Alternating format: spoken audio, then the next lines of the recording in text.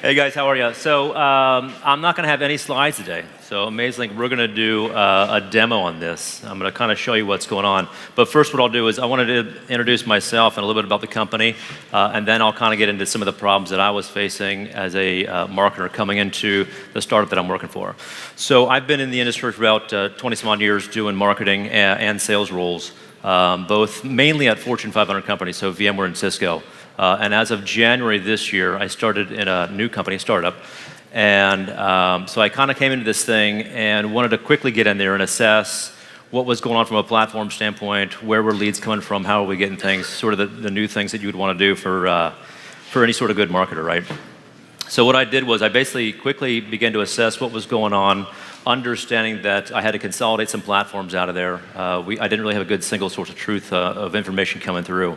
I basically got into HubSpot and consolidated my web platform off of WordPress and HubSpot as well, and started to kind of move through the process of setting up HubSpot. So getting the personas built, getting the journeys built in there, doing all the lead scoring, and essentially just trying to getting everything really ramped up and moving through, both in terms of how I would get content to people, and then making sure, again, at the end of the day, it's a startup, so how do I drive traffic? Because I don't have brand permission, which is what I used to have when I was at large companies who have a large sales force and a lot of brand permission to kind of be in the market.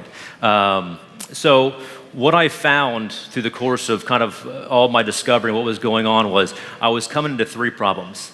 So I was getting an overwhelming amount of just bogus information coming in. So I would kind of get the ASDF, someone filling out a form and kind of doing, fake emails, fake names, the free email accounts was one. I had a ton of abandons. So I was getting a lot of people just coming to they would either come in through paid or my LinkedIn ads I was running, or through other various forms of where I had inbound coming through. So when I set up my inbound strategy, I had a good amount of traffic, but I wasn't converting a lot. So I started to kind of look at what was happening with all my abandons out there.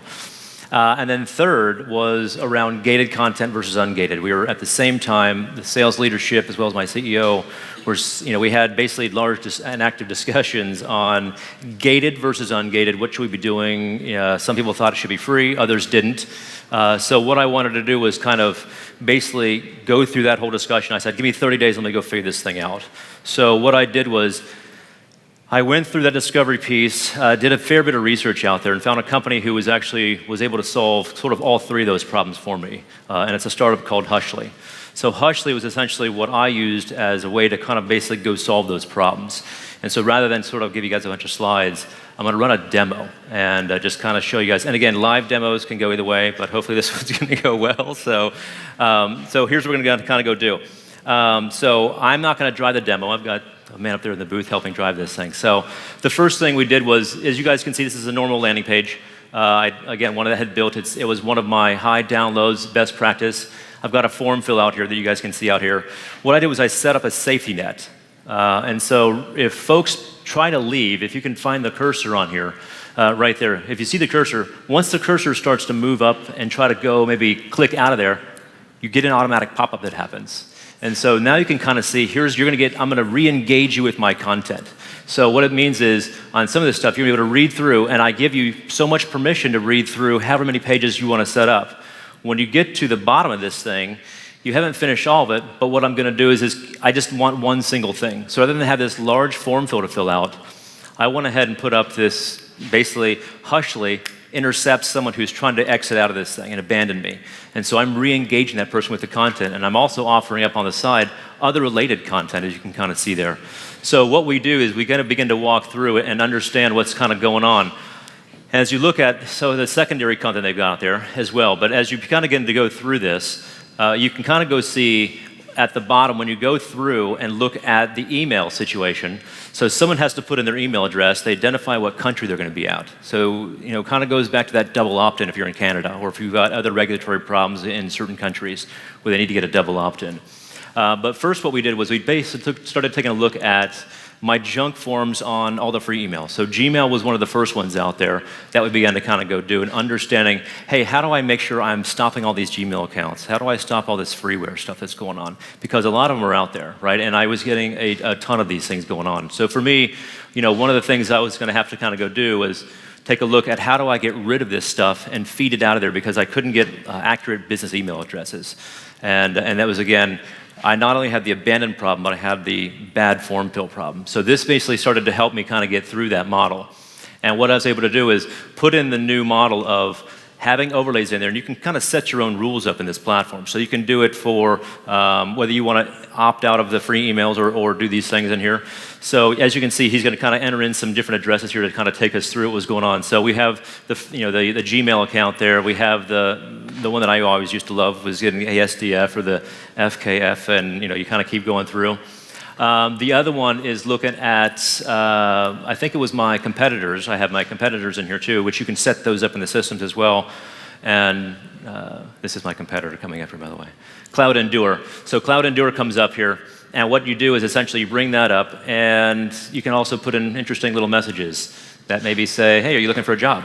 Right? So maybe you're out there looking for a job. You don't know. You never know these people, right? So you put these things in there. So you can customize it. I literally just did this for the demo, so don't worry. But it is live. If somebody comes from my competitor here. So there's all kinds of things you can kind of do in this thing to make sure you're doing it. I think the other one is also looking at categories. So you have sales or marketing at domain.com. This one's at Cisco, right? You need, again, it has to be role-based. So it's got to be someone's name at, the sort of domain, and actually a business email address. So that's sort of the first use case on that one. And then we're going to go to a real one. So this is going to kind of take you through to a sort of a real one that happens here. And again, we're going to choose Canada because we're going to use sort of this, the double opt-in of what really happens down here. So we kind of click through. Hey, great, go check your email. This is basically how we can kind of go get that validated. They get an email coming through here. Someone says, hey, great, I got a download. So they click on the download. It goes through, and then right here is where you kind of do a double opt-in, right? So this is basically saying, I know who you are. Now you want to agree to receive communications from me. In order to do that, you click that, and then poof, you're now able to download. So now I've actually captured the ability to get someone to be, well, at least I'm compliant now for that matter, but now I've captured the ability to get their name, but I also, their email address, but also that I'm now compliant and they want to receive information from me. So that's that one. And then what happens is you actually take all the information that begins to come through from all your email domains, and this all gets basically put into the system and then gets human verified. So all these addresses that you're getting from folks get human verified. So they begin to look at LinkedIn job titles, and all that information gets appended into my HubSpot automatically. So all that stuff gets uploaded automatically in there, and I have all the information essentially on who they are. So numbers and everything else in there. So it begins to get more rich data in terms of what you're able to get from just somebody maybe filling out a bad form fill. For that matter, usually I was getting form fills that had everything wrong in it, except maybe for one thing. So I would call somebody with a complete wrong number or the wrong name if I had the right number, or I'd get emails with the wrong name, that kind of stuff. So this again ends a lot of that for us, and really helped me essentially close the gap between really getting verified business email addresses from customers out there who were engaging with my content, who would ordinarily have left me and abandoned my stuff, and I was getting a ton of abandoned. So that was kind of the first one out there. The second conversation we got into was looking at ungated content. So again, this was sort of back to the ungated versus gated discussions we were having with the sales guys and my CEO. So the big thing for me was I had free content. I had content that was open, if you want to call it out there, which was my executive summary. Something it wasn't a use case, it wasn't a data sheet, it was about who we are, what we do, it's about our company, right? So we didn't really want to gate that. So it used to be free, and it was my #1 download, and I had no idea who was downloading it. So what I did was I basically said, look, to kind of serve the purpose of each thing, getting some information, but also giving people the ability to read it, I went ahead and had, let the ability of these folks to be able to go to download this thing, but instead of actually downloading, it's more of a read now. So you can kind of read it all, free, have at it, but if you actually want to download all 5 pages of this thing, what you'd have to do is that you'd have to go in and, again, fill out your email address in there. And so once you get to the email address, we already know who you are because you've already done something, or we know who you are from the platform standpoint, so Hushly would know who you were, so they're actually automatically going to fill that in for you as well. So depending on, again, whether it's my customer or somebody else's customer, they automatically fill that in. But at the end of the day, so now you're able to, if you want to download that, you now have to just give me, again, just your email address, and the rest is all done. We'll take care of it. At least I'll get the rest dealt to me through the human verified lead process. So this solved a little bit of both of my problems. One was I was able to now capture people who wanted to download my stuff versus just maybe peruse it and read it for whatever purposes they were doing. And again, so that was, for me, was another big one because that was my number one download, was people just, again, being a startup, people trying to find out who you are and what you do and kind of how you do things, what's your secret sauce and whether or not they want to go, basically have a consultation with you or not. It's sort of one of the buttons that we use. The last thing that we really looked at was ungating registration forms, thinking about different users, right? Because everybody has the different traffic volume. So mobile versus PC. So you have the ability on the platform to capture people, whether they're coming, if you want to have this thing show up as they hit the site, meaning on entry, or you can do it on exit, so as they leave the site. In this case, what I'm going to show you here is that same page that we talked about earlier. And now we're basically going to show you what it looks like on a mobile device. So going through mobile is pretty painful, right? If you kind of have to go all the way through and you're scrolling down to the bottom, and then you go, hey, I want to read this thing, and now I got to fill out all this information. And you guys know how filling things out on mobile is. It's terrible, right? So I said, look, and again, this is just something for the demo, just show you guys. So now if we refresh the page, we'll show you what it kind of looks like from a user experience. Again, coming from mobile, now we've got everything sort of optimized here. So you kind of scroll down, and it's the same thing in terms of you can kind of preview. And for some of the content, at least the content on this one, I give you 3 pages, I think, to look at. So you get the first 3 pages, and then you get to sort of view the ebook. And then so from that standpoint, again, all you need to do is give me your email address. And that's it. And then, at least we can all type in an email address over your phone. So that's one of the things that sort of set us apart in terms of getting information, because 41% of my traffic was mobile. And again, I wasn't sure if that was my abandons or if my abandons were on the PC side. So this helped me begin to differentiate not just my traffic patterns, but who and where they're coming from. Because again, there's all kinds of different things you can kind of go do. This allowed me to really parse through, hey, this is just for my mobile experience users, and here's how I want to go do that. Because at the end of the day is, if I'm going after sales guys, or going people who are on the road, which is most people out there for us, and not just the engineers who are sort of using a lot of PCs, I want to make sure I'm giving the right experience sort of and serving up the right things at the right time to folks. And so that was, again, kind of going back to the same thing with, whether you're in Canada or not, you can kind of go through those same processes on that as well. So those are really kind of the two, or the 3 big things that, I was trying to solve originally out there. And in the end, right, so I turned 82% of my web traffic abandoners into actual double opt-ins. And think about it this way, it's really, it's the VTL, right? So it's the visitor to lead ratio that I was trying to go for, because for me, I'm trying to fill the top of the funnel and then begin to work those folks through that funnel with different conversations and how I kind of walk them through, hopefully to basically get them into a pipeline or at least to a phone call. So right now, I've been able to do that pretty tremendously with basically those 3 things. And then I ended that debate that I was having with the CEO and our head of sales, for that matter, all the sales guys, because again, it's a mixed bag out there. So we said, look, let's just try it on mobile and see what we're gonna do, because I think that's probably where my problem is at. But in the end, I now are trying it on different assets where I'm just ungating it and I only need to get one thing. So I'm trying different things, because you can do things on an asset level or on an experience level. So you wanna try somebody who's just trying to maybe, oops, you wanna leave? No, I still got you. I'm still trying to engage you in a different way. I don't want you to leave, right? So you can try it that way. Or once they hit that certain page, you may show the asset to them anyway. So it just depends. And again, you can kind of play around with it and do those things that you want to do with it. And then the big one, which I'm thankful for because I was getting a ton of stuff, was the junk web form submits. And again, I was using all the CAPTCHAs and all this, I'm a robot, that kind of stuff. Because there was a lot of bots doing stuff. So this totally eliminated everything on that side for me as well, which was a huge coup for me, because I think that's one of the big things that I was looking at was driving a lot of my volume, but at the end of the day, driving a lot of headache for me as well. So that's my story in a bit of a short block there, but I will take questions as well. So happy to field anything. Again, this is a live demo, so if you're out on my website, make sure you download something or my stats are going to go way down. Just kidding. So any questions? Anybody? Thoughts? Stunned? How many assets are you working with? I think I've got about 30 or so. I've got multiple case studies, multiple data sheets, and then like the executive summary stuff. Yeah. I assume this integrates with all the marketing automation, Marketo, all that? Yes, it does. As far as I know, I use HubSpot, but yes.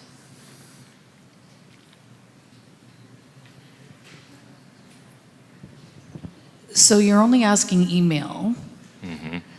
What is the magic sauce behind in the background that's aligning email and appending data to get the intelligent information on your prospects and customers? Humans on the back end. So Part of their process is they take that information and it goes through a process, right? So you validate that you've got, here's valid emails, valid business email address. Once you have a valid business email address, then it goes into the valid, and there's a team actually that kind of looks at that, and they go out there and they look at all those valid business, and they look at LinkedIn profiles and they begin to append that information.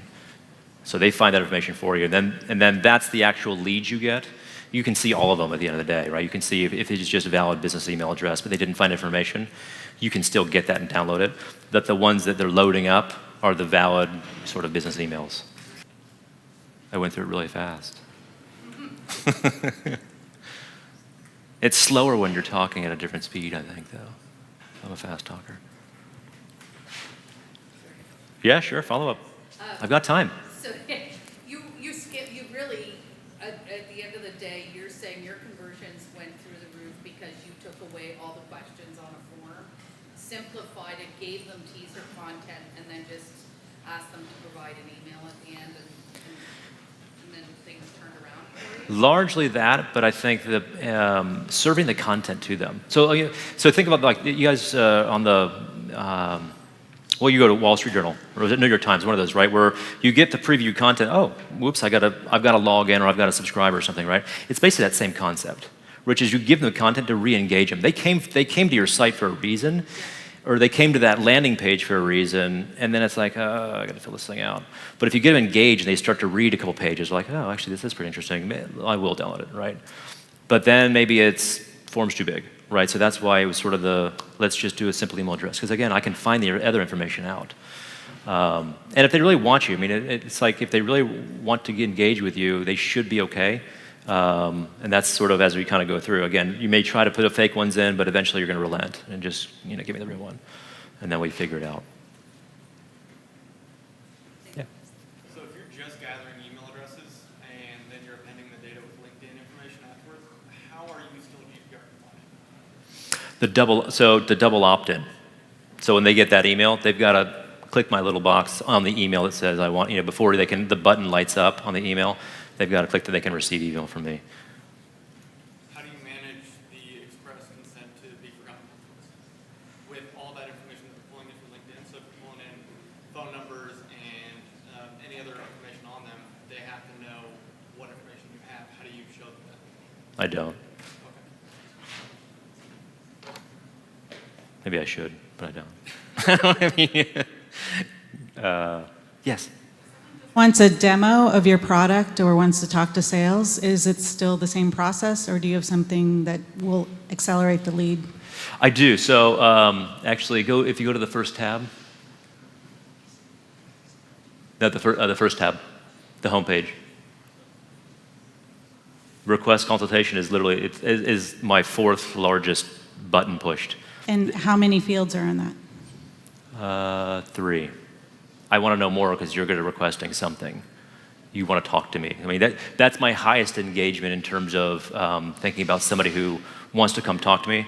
I need an email, and like, what number of servers do you want to move or something, right? Okay, but it's still just email, their name, and what product they're interested in? Not even what product. I just need to know. Just to give you context, we take workloads out of a data center and move them to like Azure or Amazon, and we can also move them back. So I just need to know, am I talking about 10 servers, 100 servers, 1,000 servers? Give me some bigger than breadbox type of stuff, because then it can scope how fast I'm going to either, hey, this is going right into sales, this is going to go like to a call center, or this is going to go to me to follow up over somebody else. And that will go to sales immediately? Yes. We're startups, so we can pretty much, there's a nice info that goes to everybody sort of that needs to be aware of anything. Thank you. Any other questions? Oh, yep. Might be too soon, but now that you're capturing more information and Yeah. the quality of the information is better, have you also seen derivative increase in the conversion I or the have. sales acceptance? Yeah, actually, it's a good question. So I have. So I've actually been able to watch. So I've had this thing in for about since February. So I've seen this now run all the way through, and I've watched my my VTLs go obviously up, but also my conversion to an MQL, and then also to an SQL. So I've had 2 deals closed. So for us, it's been pretty good. And again, for the size of our company, right? This is a pretty big coup for us. And a lot of that is I'm able to now watch all those folks. I can actually track from a HubSpot standpoint, I can actually track where these leads actually came from in terms of the tagging that happens in there. So I know all my Hushly leads that kind of came in. So what I'm able to do is I can actually track those all the way through and group them. And I've been able to move those guys through the funnel a little bit too. So everyone's on a different journey, as you guys know, right? So especially, it's like the decision is we're going to go to cloud. My CEO or my board says I've got to go to the cloud. Okay, well, the IT guys has to go figure it out. Some put their toe in the water, some don't. So we've got some folks, and I kind of know where they are based on what assets they're downloading, and that's the experiences that we've been able to kind of do with that. So I've been able to really kind of modify and start to push certain experiences towards certain domains where we're, I guess there's some ABM stuff going on tomorrow. So what I've done is been able to take that same approach and now serve up assets to specific domains where we're going after accounts. So if anybody comes in and they're logged in through their VPN or from their corporate environment, I'm going to hit them with, they're going to basically land on whatever page I give them. And then I'm going to start serving content because those are the accounts that we're actively engaged in, and we want to make sure we're moving them through quicker. So that's just one of the ways we're doing that. And then again, for the I guess the folks that we're engaging differently, I sort of watch them go through, and then I'm still trying to figure out what that magic formula is for when they trigger to certain things, because I don't have enough density to get all my stats correct. This is an automated SQL, and let's hand this thing right off, and it's going to close. I'm not quite there yet, but I am trying. So, but that's kind of where I'm at with at least moving those guys through, and it's been pretty high for me, actually. Anybody else? Yeah. Are you using HubSpot as your sales CRM as well? No, we use Salesforce. It's a bidirectional.